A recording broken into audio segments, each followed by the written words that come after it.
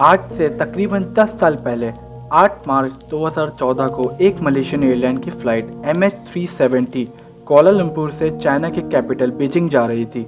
मगर रास्ते में ऐसा क्या हुआ कि ये फ़्लाइट गायब हो गई और आज तक नहीं मिल सकी। ये प्लेन 11 साल पुराना बोइंग 777 था, जिसमें कोई भी मैकेनिकल प्रॉब्लम नहीं थी और इस जहाज़ में टेक ऑफ से पहले 7 घंटे 41 मिनट तक का मज़ीद फ्यूल डाला गया था, जिससे ये अपनी रिक्वायरमेंट से भी 2 घंटे ज़्यादा फ्लाई कर सकती थी, ताकि प्लेन को ख़राब मौसम में या ज़रूरत पड़ने पर बचाया जा सके। ये फ़्लाइट चाइना और मलेशिया के बीच चलने वाली बिल्कुल नॉर्मल फ़्लाइट थी।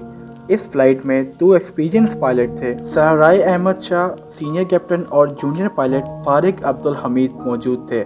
इसके अलावा 10 केबिन क्रू मेंबर और 227 पैसेंजर भी थे। MH370 को चाइना से बीजिंग की परवान में 5 घंटे 34 मिनट लगने थे।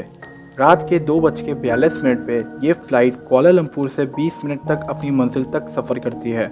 टेक ऑफ से पहले और टेक ऑफ के बाद सीनियर कैप्टन ज़राई शाह कोलालमपुर के एयर ट्रैफिक कंट्रोल टावर से डायरेक्ट कांटेक्ट में थे और रात के 1:08 पे ये फ़्लाइट मलेशियन कोस्ट लाइन को पार करके साउथ चाइना सी के ऊपर चली जाती है, वियतनाम की डायरेक्शन में। कैप्टन ज़राई अहमद रिपोर्ट करते हैं कि प्लेन का लेवल 35,000 फीट पर है। इस वक्त तक सब नॉर्मल चल रहा था, लेकिन फिर ठीक 10 मिनट बाद रात के 1:19 पर जब फ्लाइट कुआलालंपुर की जुरिसडिक्शन से वियतनाम की जुरिसडिक्शन में जाने लगी, तो आखिरी बार कुआलालंपुर के कंट्रोल टावर ने सीनियर कैप्टन से रब्ता किया और उनको वियतनाम की सिटी हो ची मिन के कंट्रोल टावर से कम्युनिकेट करने को कहा। कैप्टन ज़हरी ने इस मैसेज को सुना भी और जवाब में गुड नाइट MAS370 कहा, मगर कोई नहीं जानता था कि ये कैप्टन ज़हरी का आखिरी मैसेज था। और फिर रात 1:21 पे मलेशियन एयरलाइन की फ़्लाइट वियतनाम एयर स्पेस में पहुंचने के 30 सेकंड बाद रडार से गायब हो जाती है। कुआलालंपुर की तरफ से ये समझ लिया जाता है कि प्लेन उनके रडार की रेंज से बाहर निकल चुका है और इसीलिए अब प्लेन वियतनाम के रडार में शो होगा। जबकि दूसरी तरफ Vietnam air space control centre अपने रडार में देखते हैं कि मलेशियन फ्लाइट उनके रडार की रेंज में आ गई है और अचानक गायब हो गई है, तो उनको गड़बड़ लगती है। वो प्लेन से कम्युनिकेट करने की कोशिश करते हैं, मगर कोई रिस्पॉन्ड नहीं आता और फिर 18 मिनट बाद कुआलालंपुर को इन्फॉर्म कर दिया जाता है और कुआलालंपुर कंट्रोल टावर ने एरोनॉटिकल रेस्क्यू को 4 घंटे बाद इन्फॉर्म किया और तब तक काफ़ी देर हो चुकी थी।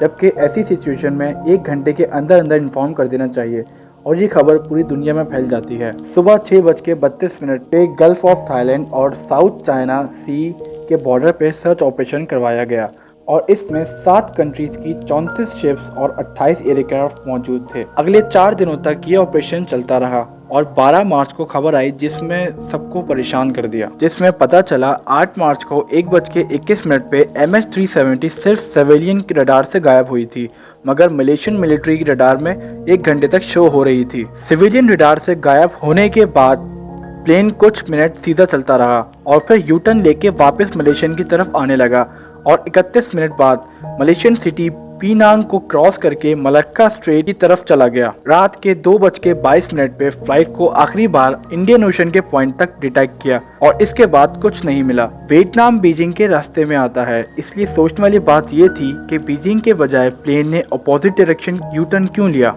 यहाँ भी सर्च ऑपरेशन शुरू कर दिया गया, मगर कुछ नहीं मिला। कुछ दिन बाद एक और इन्फॉर्मेशन मिलती है सैटेलाइट डाटा से, जिसमें पता चलता है कि प्लेन सैटेलाइट से कम्युनिकेट करने की कोशिश कर रहा था, जो कि आम सी बात है, लेकिन सैटेलाइट से कोई डाटा ट्रांसमिट नहीं हुआ, सिर्फ कनेक्शन बनाने की कोशिश की। एक्सपर्ट्स ने एक कॉम्प्लेक्स कैलकुलेशन के जरिए प्लेन का अगला मूव को पता लगा लिया।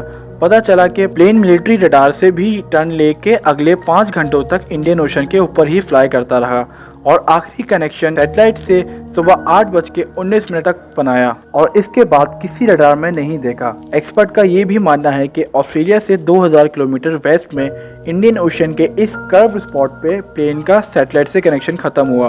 प्लेन का फ्यूल भी इस दौरान खत्म हो गया होगा और प्लेन क्रैश या डूब गया होगा।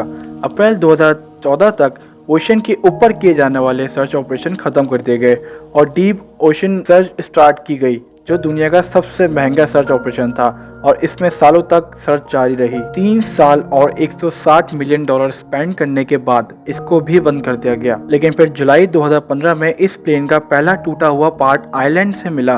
प्लेन का राइट विंग 2018 में एक और अमेरिकन कंपनी ने मलेशियन गवर्नमेंट के साथ कॉन्ट्रैक्ट साइन किया और अगर उनको प्लेन नहीं मिला तो वो फी भी चार्ज नहीं करेंगे, मगर ये ऑपरेशन भी फेल हो गया। इस इंसिडेंट की काफ़ी थ्योरी भी निकल के आई। पहली थ्योरी के मुताबिक प्लेन में कोई टेक्निकल फॉल्ट आया होगा या इंटेंशनली किसी ने ऐसा किया और लोगों ने सीनियर कैप्टन जराई शाह को ब्लेम किया। लेकिन इसकी फेवर में कुछ और थ्योरीज भी सामने आई।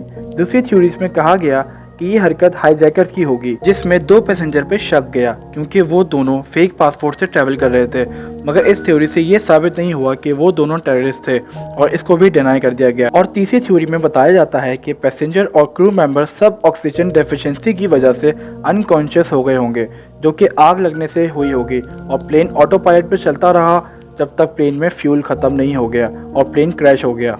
2022 में retired aerospace engineer Richard Godfrey ने अपनी कैलकुलेशन की रेडियो वेव्स WSPR के जरिए और बताया कि प्लेन 4 किलोमीटर समंदर के अंदर है।